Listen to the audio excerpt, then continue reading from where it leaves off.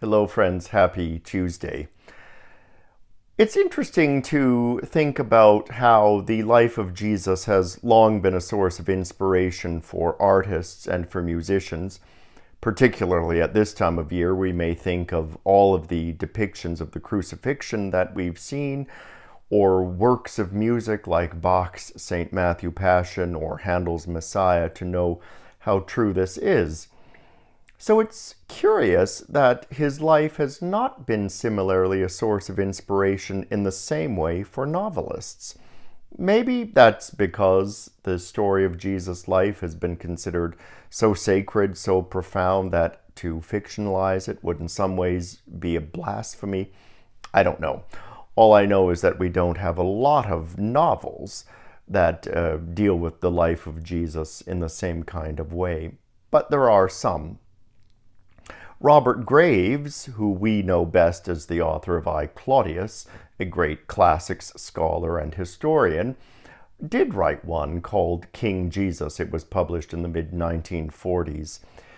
Graves lost his faith in the trenches of World War I, but he didn't lose his fascination with Jesus of Nazareth. And so this book is a way to come to terms. I think it's a way that he used to come to terms with loss of faith, but still fascination with the man.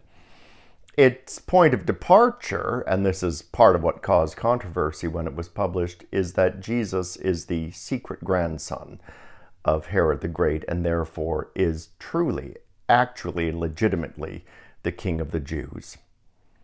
Well, towards the end of the novel, after he's described in wonderful novelistic detail and great prose the trial before Pilate, he describes the use of crucifixion, the history of crucifixion in the ancient world. And this is in part what he writes. Anciently, it seems, in every country around the Mediterranean Sea, crucifixion was a fate reserved for the annual sacred king. Crucifixion within a circle of undressed stones, upon a terebinth tree, a kerm oak, a royal oak, a pistachio pine, or a pomegranate, according to varying tribal custom. Josiah abolished crucifixion by inserting an article into his recension of the law, the book called Deuteronomy, to the effect that whatever was crucified was not blessed, but accursed. Once this altered principle, fathered on Moses, had been accepted as of divine inspiration, it was used as a means of discouraging crime. The body of a man who had been stoned for blasphemy or other horrid wickedness was hanged up after death on a tau-shaped cross to make it accursed and denied decent burial. At all events, it is remarkable.